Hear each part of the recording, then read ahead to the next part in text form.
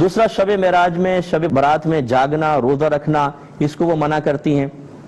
دیکھیں مسلمانوں کی میجورٹی اس کو اچھا سمجھتی ہے۔ شب برات کے فضائل ذکر کیے گئے ہیں۔ شب معراج میں اللہ تبارک و تعالی نے اپنے حبیب کریم صلی اللہ علیہ وسلم کو بہت کچھ عطا فرمایا، عجائبات قدرت دکھائے ہیں، اور جب کوئی اہم واقعہ کسی رات میں ہوتا ہے اس کو یاد رکھنا، اس میں عبادت اختیار کرنا، یہ موسیٰ علیہ السلام کی اور آپ کی موافقت میں نبی کریم صلی اللہ علیہ وسلم اور صحابہ کرام کی سنت ہے۔ جب نبی کریم صلی اللہ علیہ وسلم مدینہ منورہ تشریف لائے تو یہودیوں کو 10 محرم الحرام کا روزہ رکھتے ہوئے پایا۔ فرمایا تم روزہ کیوں رکھتے ہو؟ انہوں نے کہا یہی وہ دن تھا جس میں اللہ تعالیٰ نے فرعون کو غرق کیا اور موسیٰ علیہ السلام اور آپ کی قوم کو نجات دی، تو موسیٰ علیہ السلام نے اس دن شکرانے کے طور پہ روزہ رکھا، تو ان کی موافقت میں ہم بھی رکھتے ہیں۔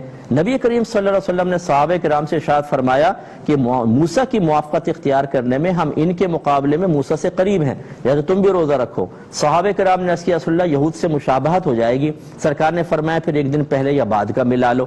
تو معلوم ہوا کہ جب کوئی بڑا اہم واقعہ ہوتا ہے اس میں عبادت کا اختیار کرنا یہ سنت رسول ہے۔ اب سرکار کو تو وہ انعام نہیں ملا تھا، انعام تو ملا تھا حضرت موسیٰ علیہ السلام کو، لیکن انہوں نے اختیار کیا، ان کی موافقت میں سرکار نے۔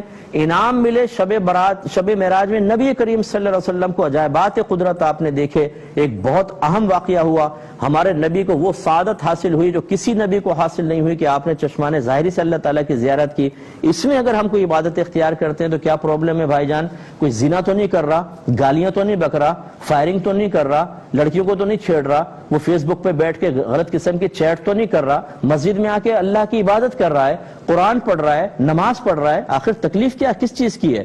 یہ چاہتے ہیں کہ مسجدوں سے باہر نکل کے لڑکے آوارہ گردیاں کریں؟ وہ کیا کریں گے باہر نکل کے بتائیں شب معراج میں اور شب برات میں؟ اگر ہم مسجد میں نہ آنے دیں ان کو، وہ جائیں گے ٹک ٹاک کے اوپر بیٹھ جائیں گے، فلاں جگہ بیٹھ جائیں گے، فٹ پاتھ پہ بیٹھ جائیں گے، یہ بہتر ہے؟ مسجد میں آنا بہتر نہیں ہے۔ جبکہ ان جو مسلمان مسجدوں میں آ رہے ہیں ان راتوں میں انہیں علماء کی تائید حاصل ہے، متقی، پرہیزگار، صاحب علم علماء، یہ بھی نہیں کہ عوام نے خود اختیار کر لیا ہو۔ اور یہ اچھی طرح یاد رکھیں گے لا تجتمع امتی علی الضلالہ، سرکار نے ارشاد فرمایا میری امت کبھی گمراہی پر مجتمع نہیں ہوگی۔ مسلمانوں کی میجورٹی آج مسجدوں کے اندر ہوتی ہے شب برات شب معراج میں، مینورٹی باہر ہوتی ہے۔ مینورٹی ٹھیک ہوگی، میجورٹی غلط ہوگی۔ میری عقل سے بھی انسان سوچ لے۔ تو میں اپنی بہنوں سے گزارش کرتا ہوں جو خواتین اس قسم کی تفسیر پڑھا کر آپ کو اس قسم کی باتیں کہہ رہی ہیں ان سے آپ بالکل دور رہیں۔ وہ تفسیر نہیں پڑھا رہی، وہ تخریب کر رہی ہیں، معذرت کے ساتھ برا نہیں مانیے گا، آپ ان سے بالکل علیحدہ ہو جائیں۔